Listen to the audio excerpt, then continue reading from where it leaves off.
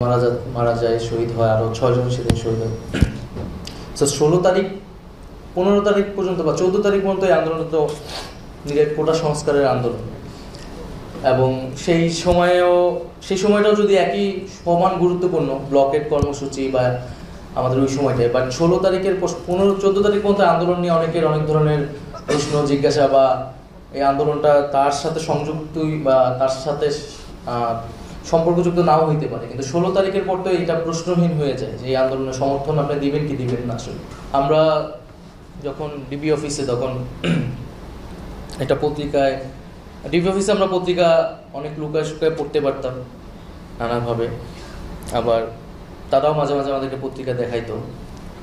তো একটা পত্রিকায় হেডলাইন হলো প্রথম পৃষ্ঠায় যে সরকার পতনের টার্গেট ছিল 3 সমন্বয়কের, সেখানে আমার আসিফ এবং আবু বাকের মজুমদারের ছবি। তো এই মানে ডিজিএফআই এই নিউজটা পাবলিশ করে এসছে পত্রিকায়, করায় পরের দিন হারুন এসে এটা আমাদেরকে দেখাইতেছে, তোমরা তো এটার সাথে জড়িত, তোমাদের এই উদ্দেশ্য নিয়েই নামছে।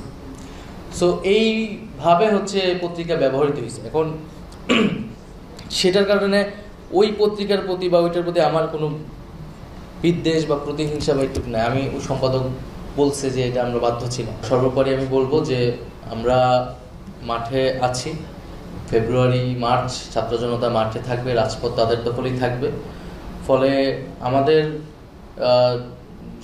আমাদের যে প্রতিরোধ, সেই প্রতিরোধ আমরা অব্যাহত রাখছি, আমরা জারি রাখতেছি, এবং যে কোনো সময়ের জন্য আমরা আসলে প্রস্তুত।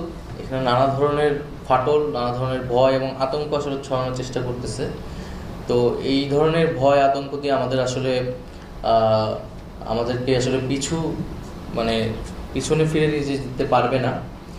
এবং আমরা ইন্ডিয়ান গভর্নমেন্টকেও এর আগেও বলেছি, আবারও বলবো বা বলতেছি যে তারা শেখ হাসিনাকে আশ্রয় দিচ্ছে, এটা তাদের একটা ব্যাখ্যা আছে। আমরা আমাদের জায়গা থেকে, কূটনৈতিক জায়গা থেকে, আইনি জায়গা থেকে শেখ হাসিনাকে ফেরত চাবো, কিন্তু শেখ হাসিনা সেখানে থেকে যদি রাজনৈতিক কর্মকাণ্ড করে, এর দায় ভারত সরকারকে নিতে হবে। সে যদি ভারতের থেকে তার বক্তব্য প্রচার করে, রাজনৈতিক মিটিং করে, তো এটার দায় অবশ্যই ভারতকে নিতে হবে, এবং ভারত সরকারের কাছে আমরা এটার জবাব দিতে চাই।